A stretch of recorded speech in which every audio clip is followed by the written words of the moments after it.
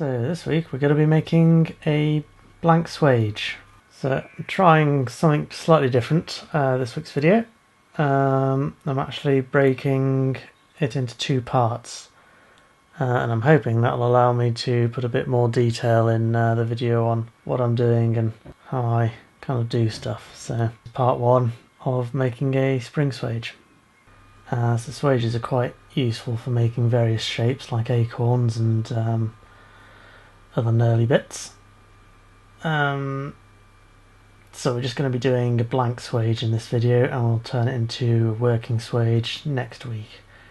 So I am starting with 3 inches of 1¼ round, and I'm going to upset that to a square section approximately 25mm thick. If you have some 50 square, use that instead. I actually don't, so I'm just going to use the resources I've got with me and demonstrate shaping stuff under the power hammer as well. Can do this by hand. Takes a bit longer, obviously. Yeah. So as you can see, this wasn't quite square, so the trick with that is to hold it at an angle and bash it where it needs bashing. So spring swages you can make to use with your hardy hole. I tend not to make those. I have made a couple as and when I've needed them, but due to me working commercially, I tend to make them for the power hammer.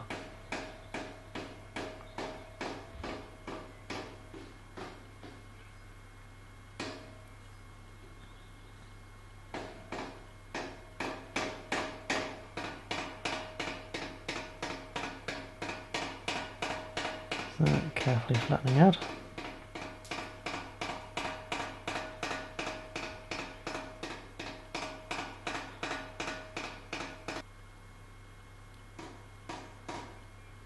And finish off with a flatter, just to make sure I've got a smooth surface for the impression to go in.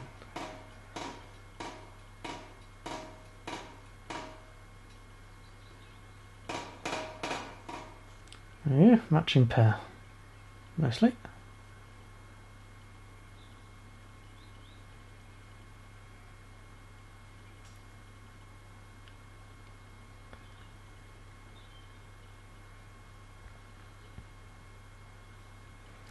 So next I'm going to take some 30x6, and I think I've got probably around 3 foot of it, and I've marked a 6-inch section in the centre, mark the centre itself.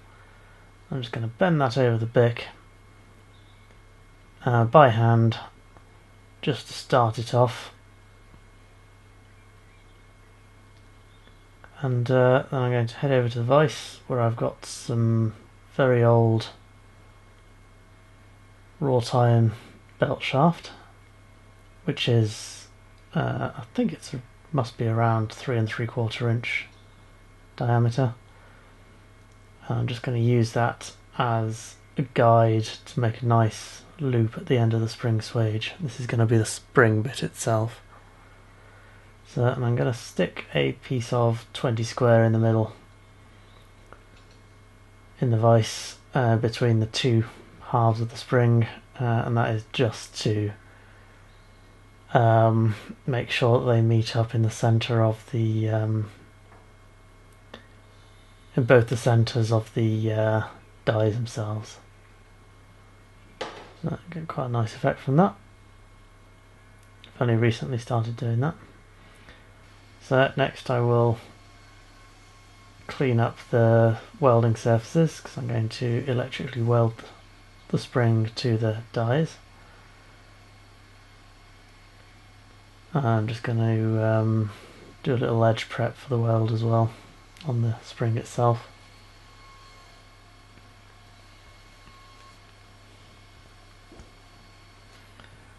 So then I'm going to head over to my laying out table, and using some bits of scrap I'm just going to raise the spring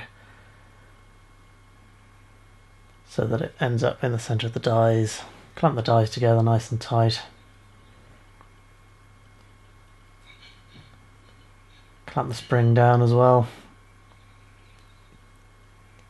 because the spring's in two parts. I'm just going to put a piece of flat scrap across the two halves, and that just saves anything from moving around when you're welding it.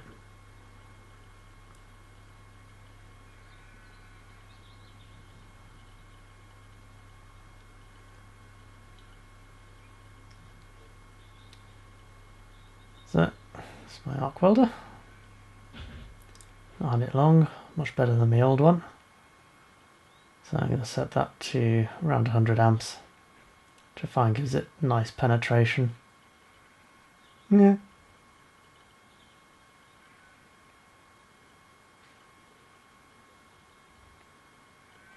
And I'm just going to tack everything in place.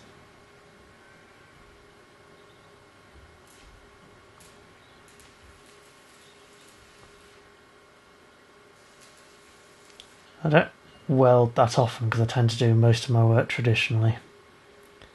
For making tools, I will weld and grind and everything.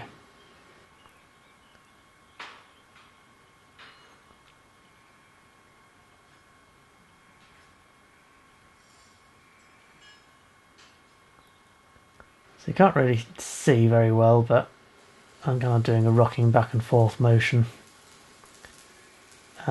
Giving preference to the higher part of the weld because the liquid pool of metal is just going to fall into the spring, as it were. There are plenty of very, very good welding videos on YouTube. I'm not going to bother doing any because I'm not a trained welder. Certainly not coded or anything. So wedge the spring open with a big bit of scrap just to give me access to the inside.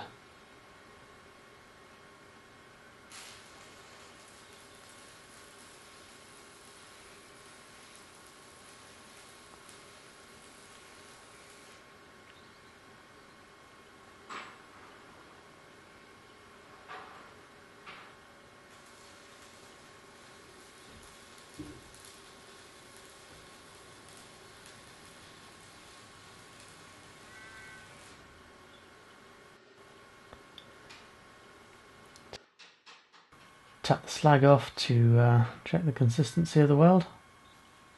Now, as you can see, I should have kept the dies clamped down because when the weld cooled it opened the jaw a little bit, but that can be sorted out afterwards.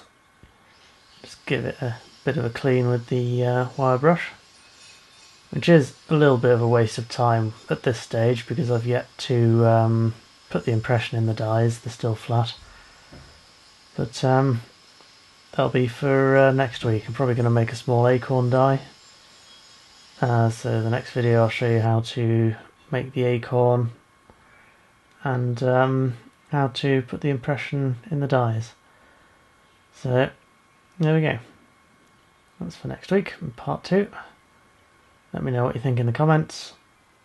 Let me know what you think of a 2-part format. See if it works. If it works, I'll try and do it on some other videos. If it doesn't work, I'll go back to making longer videos. Here's a list of this week's Patreon donors. Again, thanks for watching, and I'll see you on the next one. Bye.